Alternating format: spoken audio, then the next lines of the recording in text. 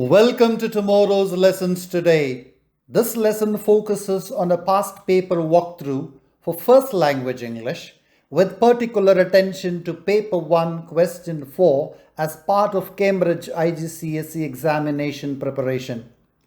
The tutorial offers clear step-by-step guidance on extended responses to reading with a strong emphasis on crafting an effective journal entry. Viewers are encouraged to watch the video in full without skipping any sections to gain a complete and thorough understanding of the techniques involved. If you find this tutorial helpful, please consider subscribing to the channel, liking the video, sharing it with others, and leaving a comment. Additionally, click the notification bell to stay updated whenever new content is released. It is essential to read the question carefully in order to fully understand what is being asked.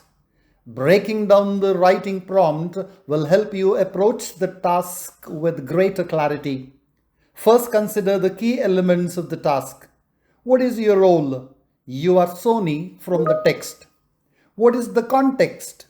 Your family watched the video you made to record your dad's 50th birthday bicycle ride. What style of writing are you creating? A journal entry. Once you understand the key elements of the task, focus on the bullet points that outline what to include in your journal. Bullet point 1 describes your father's plan and preparations for his birthday. Bullet point 2 explains the hardships and challenges your father faced. Bullet point 3 describes your father's reaction as he watches the video. It is also important to use your own words. This means rephrasing ideas from the text rather than copying them directly. For example, by changing vocabulary or using suitable synonyms. Once you understand the content of the task, consider the verb. What is the voice? Since you are writing, it is the first person. Use I, me, and my to make it personal. Who is your audience? Since it is your journal, you are writing to yourself. What is the appropriate language register? It's informal. What is the purpose? To reflect on your thoughts and feelings. Once you identify the verb, focus on the technical aspects of your response. What tone should you adapt? Reflective, personal, and emotional. What is the genre? Autobiographical, as it records the writer's own thoughts, feelings, and experiences. What is the word limit? 250 to 300 words. What is the marking criteria? Content 10, quality 10. This question assesses both reading and writing skills. Reading assessment objectives evaluate students' ability to understand both explicit and implicit meanings, develop ideas using appropriate textual support, and select and use information purposefully and effectively. Writing assessment objectives assess students' ability to articulate and organize ideas clearly, as well as to use vocabulary, structure, and language appropriately for a specific purpose and audience. Your response should include the following. Begin with the date, formatted appropriately, the month first, followed by the date without suffixes such as th or st, then a comma and the year. Open by clearly stating the purpose and context, which will serve as the introduction to the journal. Each body paragraph should be structured with a clear topic sentence that addresses one of the bullet points, introduced with an appropriate sentence starter and reflecting on an overall feeling.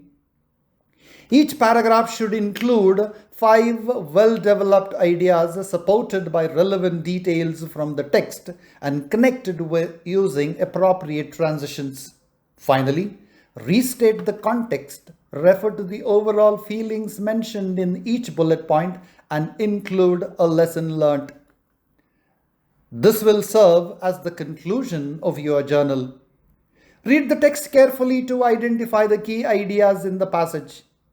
Examiners are instructed that alternative correct answers and unexpected approaches in candidates' responses should be awarded marks, provided they clearly demonstrate the required knowledge and skills.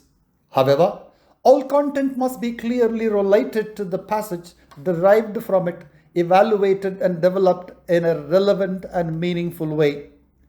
A common mistake students make is copying sentences directly from the text with minimal modification. This demonstrates limited understanding and can result in lower marks. Instead, students should use synonymous language and develop ideas independently. Now annotate the relevant details that support bullet point 1. Details 1, 2 and 3 are developed into idea 1. Detail 4 is developed into idea 2. Continue annotating the relevant details for bullet point 1.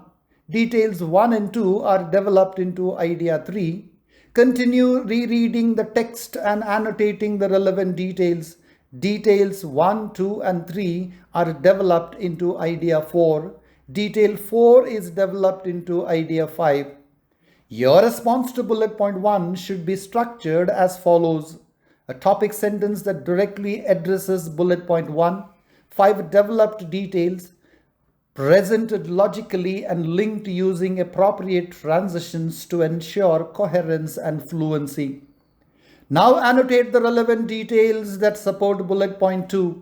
Detail 1 is developed into idea 1.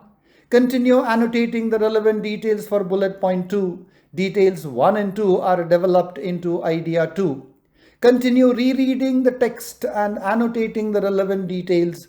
Details 1, 2 and 4 are developed into idea 3. Detail 3 is developed into idea 4. Repeat the same process. Details 1, 2, 3 and 4 are developed into idea 5. Your response to bullet point 2 should be structured as follows. A topic sentence that directly addresses bullet point 2. 5 developed details, presented logically and linked using appropriate transitions to ensure coherence and fluency. Now annotate the relevant details that support bullet point 3. Detail 1 is developed into idea 1. Detail 2 is developed into idea 2. Continue rereading the text and annotating the relevant details. Detail 1 and 2 are developed into idea 3. Detail 3 is developed into idea 4. Repeat the same process. Detail 1 is developed into idea 5. Your response to bullet point 3 should be structured as follows.